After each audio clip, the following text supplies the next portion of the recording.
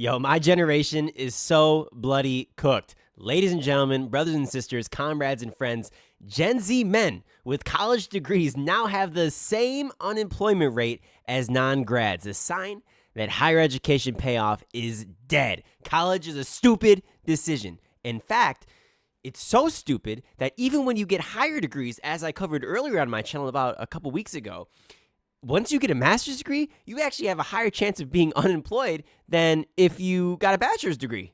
So more education actually hurts you in every way, shape, and form. And that is especially true as a Gen Z male. When you're a woman, helps you out a little bit. But that gap is diminishing, and it's diminishing quick, right? So we got this Fortune article here. This is by Preston Four, and he covers a few different things here. One, obviously, unemployment's been on the rise. That's not good. I mean, you can just look around, use your fucking eyes, and you can see that things are bad, right?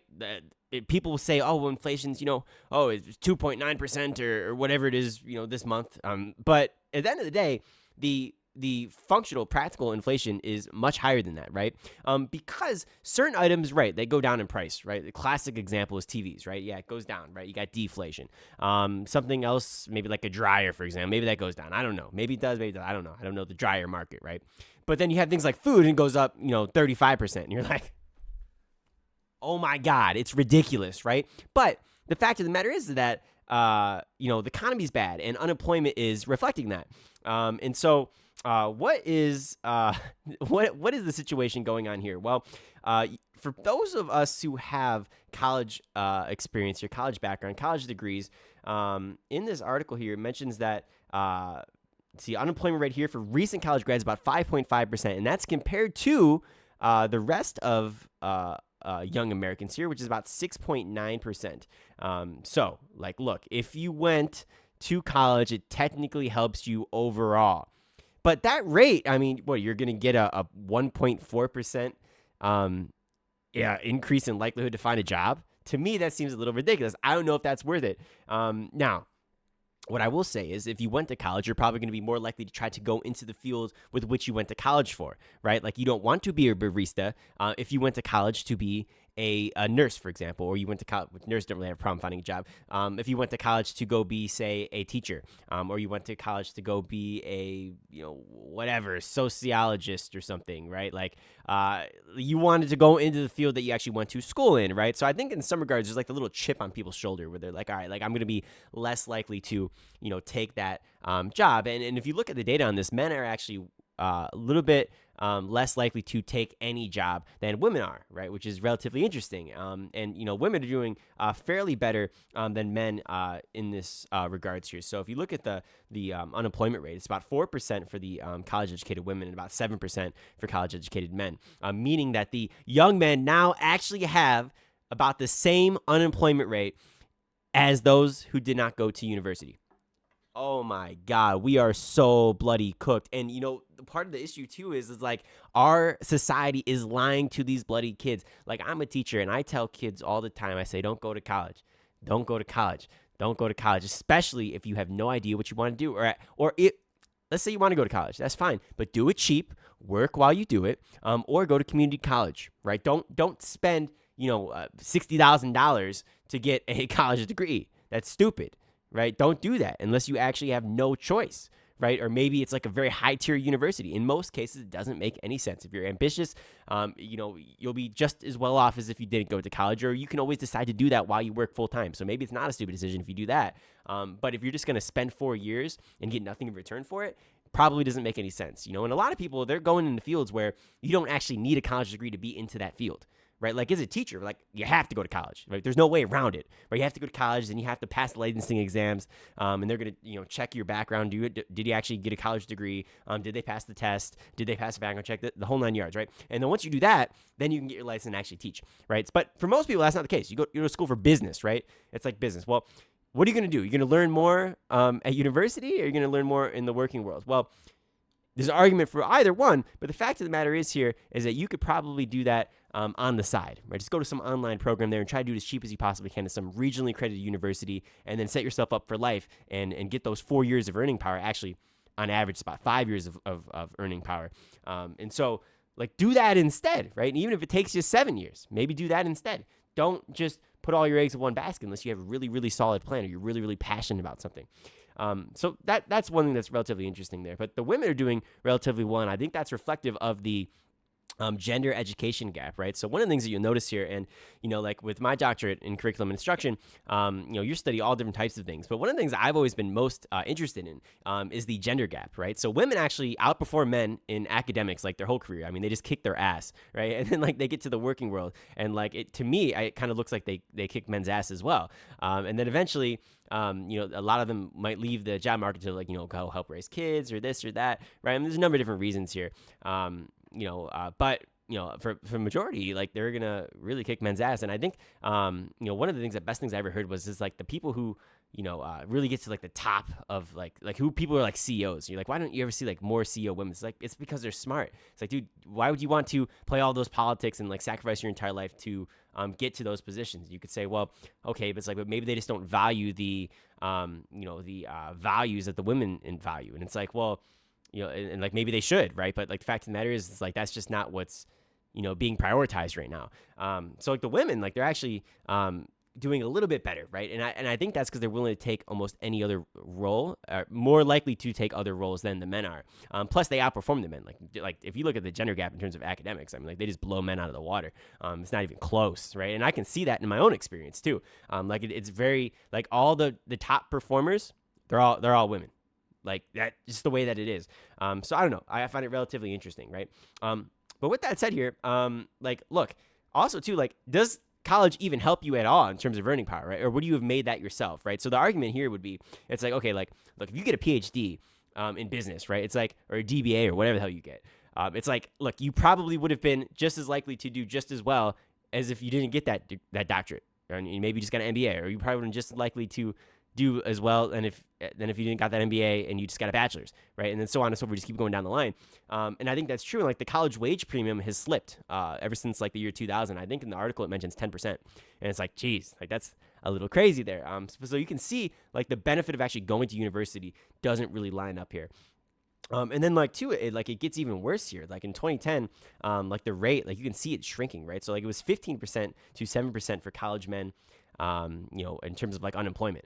Like, dude, like so went from 15% in 2010 to 7% now, where now it doesn't even make sense to go to university, right? And like I think that's just mind blowing. And then like even worse than that, the article keeps going on, like it just keeps hitting over and over again in the head with a brick, and it keeps saying the other more bad things that we don't want to hear. Like for example, 11% of the Gen Z now is now not employed, either in college, like in some education, or in training. Right. So 11% of people aren't doing anything. Right. Now you could say, well, some of them probably just got, shit luck. Right. It sucks for them. They probably got fired, by some terrible circumstance, or maybe they were a bad worker. Who knows what, for whatever reason. Then you could say, okay, well, like, some of them are still like holding out to find that perfect job. You could say all different types of things. But the fact of the matter is here is like, that's a big number. That's a big number, right? 11% is huge. 10% of people, right? I mean, like, and like the way, like 10%, like, I don't know if that sounds like a lot or not, but the way I've always conceptualized numbers like that is when you just think like, all right, like I'm driving down the street. If there was 10% of people would crash a car, like the world would be in disarray. All right. So like 10% is a big number, right? And it's not something that you really want to have.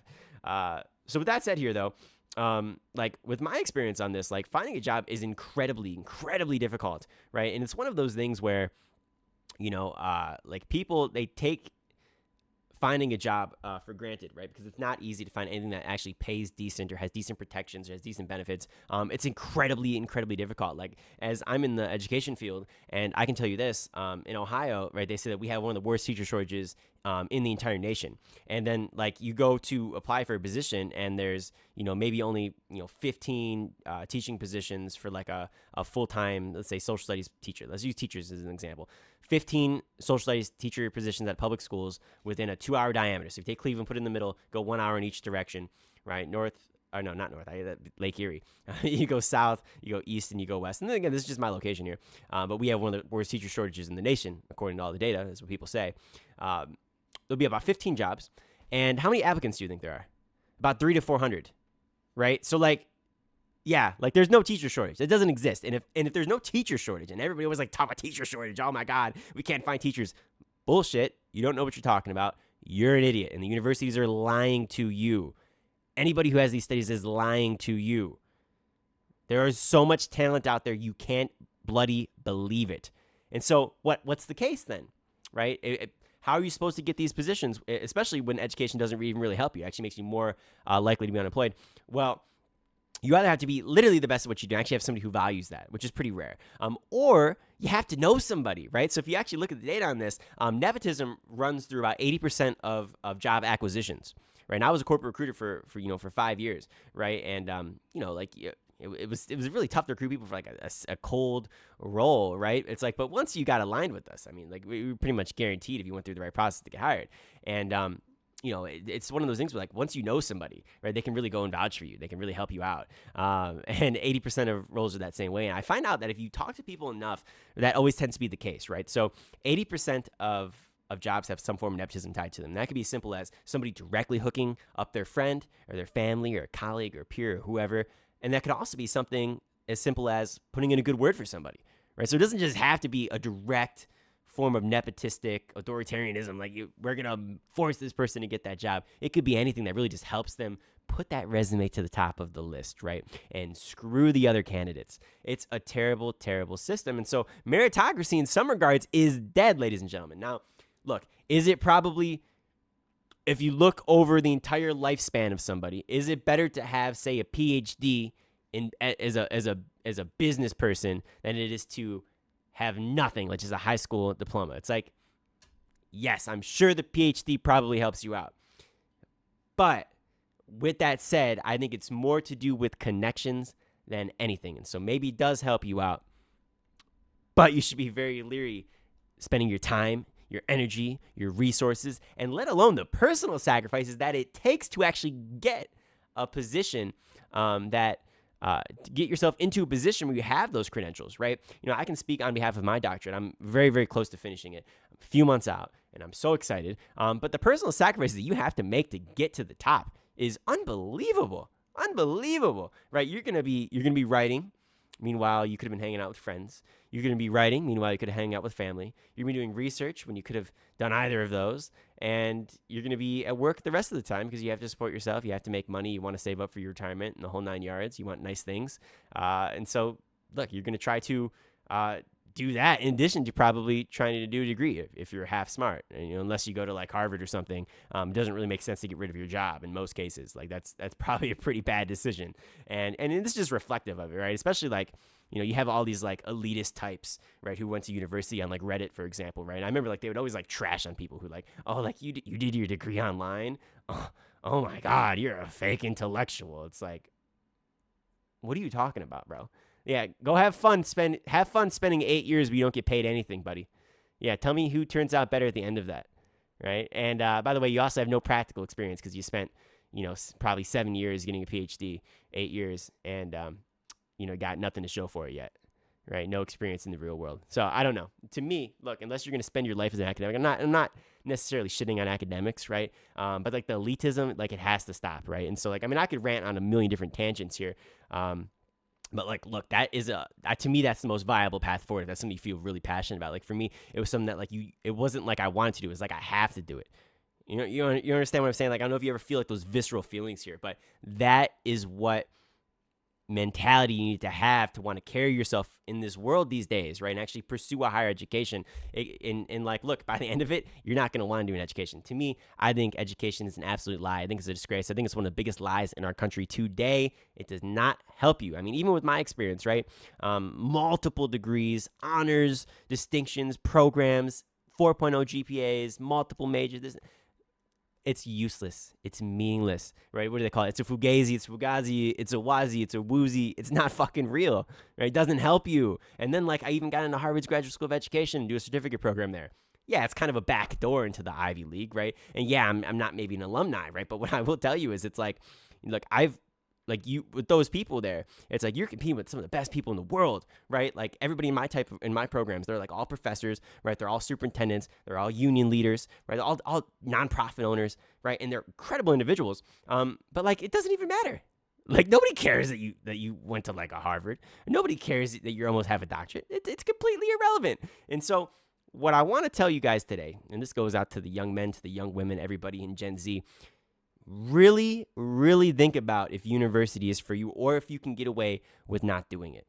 Or if you do want to consider doing it, I think that you should strongly prioritize working while you do it. And I don't just mean like part-time work. I mean like actually try to do it full-time, and then maybe even do school as like a part-time thing or a full-time thing if you really feel, passionate about it. You feel like you can actually handle that stress and anxiety that comes with it, and the price, obviously too. So I don't know. It's an interesting question here. It's like I'm not necessarily discouraging people, because like obviously we need people to be trained up, the next generation and whatnot, to get some of these more academic skills, right? Like you can't just go be an engineer without a degree, probably, but in a lot of cases you can, especially with the liberal arts. And like, look, I was a history major. You know what I'm saying? Like to me, like there's nobody more liberal arts than me, right? Maybe like the gender studies folks or something, right? But what I can say is, it's like, look, you should strongly reconsider there, or have a plan at least. So I don't know. It's an interesting question here, but I'm curious to see what you guys make of that. That is an interesting study. That is really interesting. I'm curious to see what you guys have to make of it here. Thank you so much for 300 subscribers, by the way. I hope to bring you some wonderful content here in the future. It's only going to get better from here. It's only going to go up from here. So next sub goal, let's make that.